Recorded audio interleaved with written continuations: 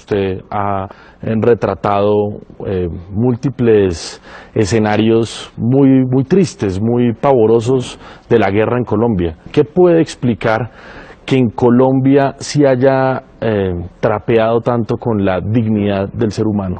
Yo creo que eso se lo debemos a la mezquindad con la que la clase política de Colombia ha tratado a su gente, y especialmente a la gente de las regiones y a los campesinos, porque este es un país que todo lo ha estratificado.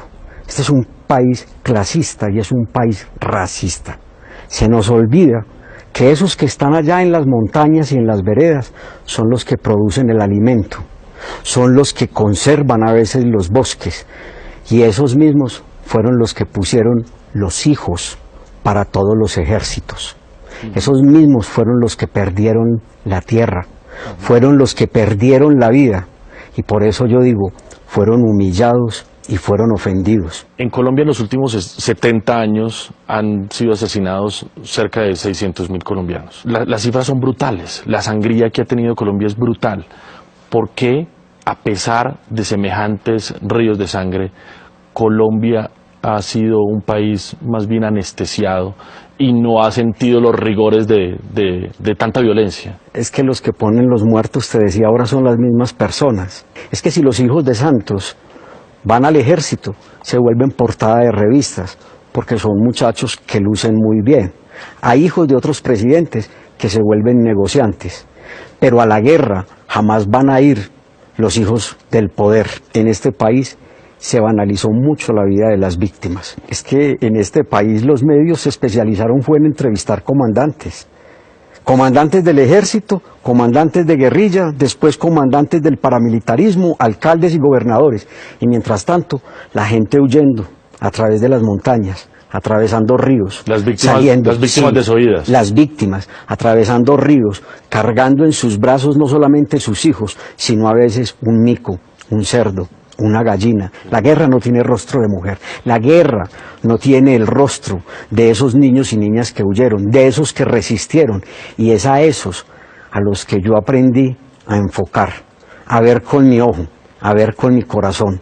Y esas fotografías mías son para decir, aquí hay un testimonio, yo vi, yo registré o yo documenté, yo estoy contando una historia. Después no digan que no supieron. ¿Cómo hacemos para reconciliarnos en un país tan, primero lacerado por múltiples actores, pero además por una dirigencia política que se ha acostumbrado a atizar esos odios? Este es un país mayoritariamente católico. Soldados, policías, guerrilleros, paramilitares y los muchachos de las bandas, todos utilizan símbolos religiosos. Pero es que este es un país que no cumple no solamente el quinto mandamiento, el de no matarás, sino que es un país en el que se roba, porque no hemos entendido que la educación es parte de la decencia, y que más importante que la física y la matemática es la decencia y es la humanidad. Y cuando te planteo eso, es que no es solamente la clase política. Yo le tendría que decir a los obispos de este país, en Colombia, la misma iglesia no ha trabajado para cohesionarnos en la reconciliación, en el amor y en la paz. Estos días en la exposición fotográfica, una persona con mucha formación entró y empezó a mirar la exposición y se quedó perplejo, y le dijeron que yo era el fotógrafo, y se acerca y me dice, dígame, ¿todo esto es en Colombia o esto es de otros países en guerra?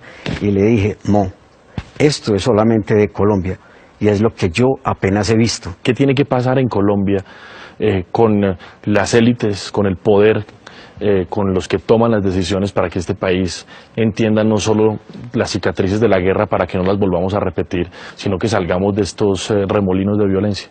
Difícil uno con una clase, a veces, o con muchas personas de esa clase dirigente tan acomodada a ganarse la vida sentada y a robarse el presupuesto.